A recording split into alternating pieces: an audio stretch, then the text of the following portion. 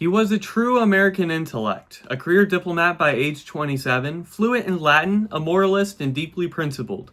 But when he got to the White House, the country turned on him fast.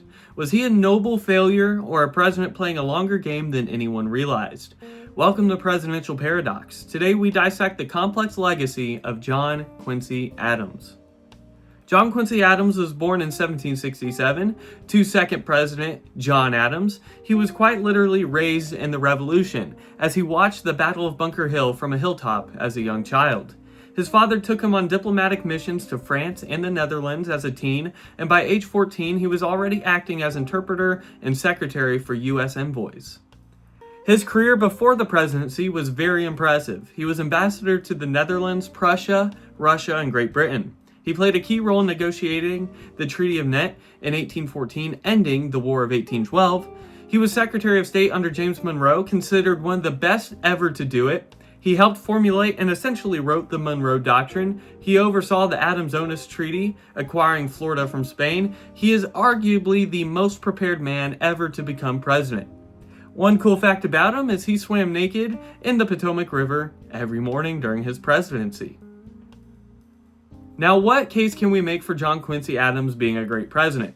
Well, for one, he was a visionary nationalist. He advocated for national university, federal funding for roads and canals and observatories, an idea that the federal government should actively improve the country more aggressively, decades ahead of his time. Although people at the time saw it as monarchical, and people today may think it was a little heavy-handed, a little too much federal play. But he had very strong moral integrity. He refused to play politics, which I respect. He didn't fire opponents, he wouldn't pander, and it cost him support, but he stuck to his values. And he stood out at the time as being an early president to express his anti-slavery sentiments, and he never owned any slaves himself. And he had a very strong post-presidency redemption arc as he was elected to the House after losing re-election, serving in the House for 17 years. He became known as Old Man Eloquent and fought tooth and nail against slavery until the end of his days. Now, what case can we make against John Quincy Adams being one of possibly the worst presidents? Well, for one, it's how he got into office, the corrupt bargain. In the 1824 election, nobody won the Electoral College and the decision went to the House. Funny enough, Henry Clay backed Adams and then became his Secretary of State. Jackson supporters screamed corruption, and the stink of that never left John Quincy Adams' presidency. Although no laws were actually broken, it looked suspicious and people stuck to that early on and throughout his career of the White House. And he was a little bit of an elitist, so to say. He was brilliant, yes, but cold and detached. He didn't connect well with the average American citizens. He rejected party building and refused to play the popularity game. Jacksonians painted him as an out-of-touch aristocrat, and that also stuck during his presidency.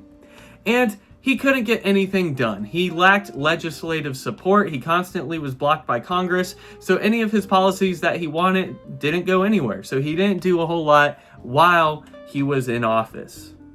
Now, what if the corrupt bargain never happened? Maybe he claimed some of his legitimacy throughout the presidency. Maybe his popularity doesn't take a dive and he gets reelected. How would that have changed American history? Y'all let me know what y'all think in the comment section below. But now, it's time to grade John Quincy Adams and put him on a tier list to see how good he is as a president. Where does he fall? Alright, well, first off, let's talk about his road to the White House. He possibly has one of the greatest resumes in presidential history, so I have to give him a perfect A+ for that. Now, what about his successes? He did write the Monroe Doctrine, although that was pre-White House. Other than that, he didn't have much impact while he was in office. I'm giving him a pretty sad D+ for successes. He didn't do much. Now, what about failures and controversies? Well, he had the corrupt bargain. That was a pretty big controversy. And he was rather ineffective politically. So I'm going to give him a pretty lame C- for failures and controversies. Not off to a hot start other than his resume. Now, what about his moralities and ethics? Well, this is where he can bounce back. He was rigid, honest, morally driven, especially in regards to slavery, which stood out at the time. I'll give him a very impressive A for morality. Now, what about long-term impact?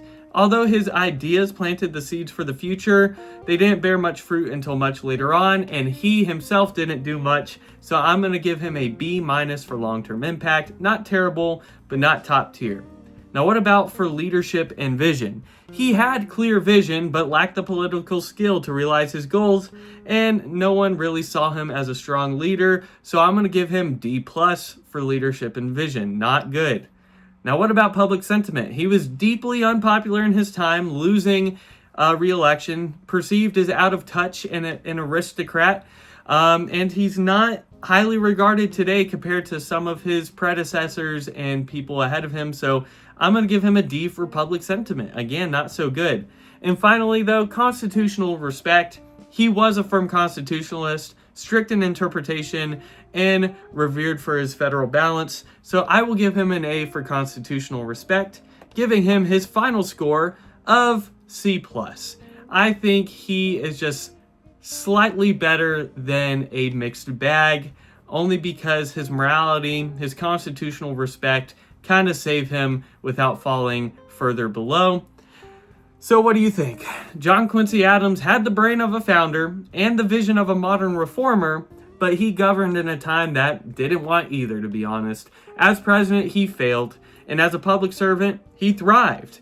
Few have risen so high and kept rising even after their fall from grace. That is John Quincy Adams. If you like this video, hit me with the like button. If you're excited for more of the series, let me know in the comments below. And if you want to see outdoor videos, faith-related content, or more history content, hit that subscribe button and join the Southern Woods community. And just like any good president, you should become a part of a secret society. We have our own membership program linked below. You get bonus exclusive content that nobody else gets to see. Plus, you get to look into the future and see videos weeks before I upload them officially or publicly release them. So consider it below and be part of the inner circle or kindred. I'll see you all in the next video. Southern Woods out.